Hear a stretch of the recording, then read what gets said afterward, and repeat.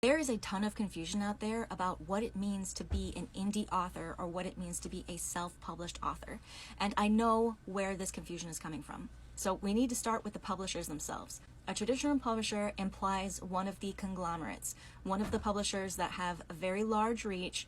They often have many imprints underneath them. A great example would be Penguin Random House. If you are published by Penguin Random House or one of its imprints, you are a traditionally published author. Outside of that, and this is where the confusion comes in, a small press is a publisher. They are still the traditional publishing model, where an author has an agreement with a publisher to distribute their books, and even, to some extent, marketing or getting reviews. Now, those small presses call themselves indie publisher or indie press. Why? Is it because they represent independent authors? No, that is not why. It is because they are independent from the conglomerates. They are outside of the traditional press. So they are still the traditional model of publishing, but they are independent from those giant conglomerates, which is why they use the term indie. It does not mean they represent indie authors. When we talk about indie authors, we are talking about self-published authors. Yes, I know it's confusing. We use the word independent, but it is independent from two different things. A small press is independent from the conglomerates. An independent author means that they publish their books independently. So why do we in the indie community embrace small press authors? Because we know that small press authors have a lot in common with indie authors in that they don't get the same amount of reach or support as a traditional published author might get. So even though you're getting your distribution taken care of and maybe you have some advantages here or there with your small press, you still have to do a lot of legwork on your own, so we embrace you. But it doesn't mean that they're a self-published author. They're not self-published. They're literally publishing through a publisher.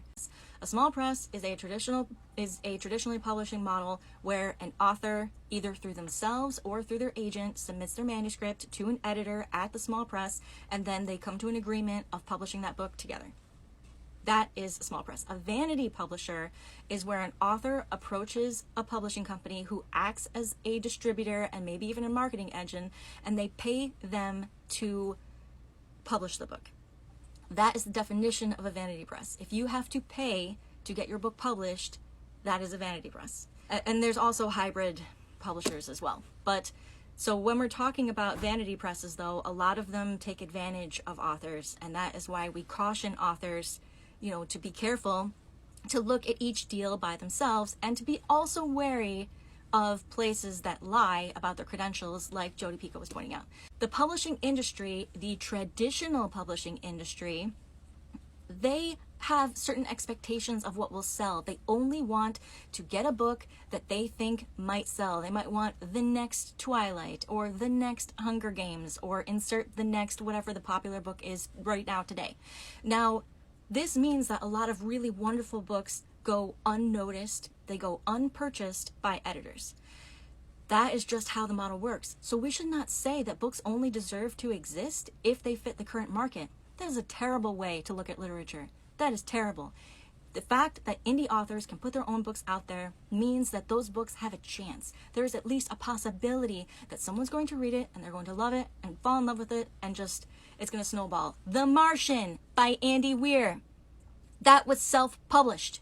It became tremendously successful before it got a traditional publishing deal.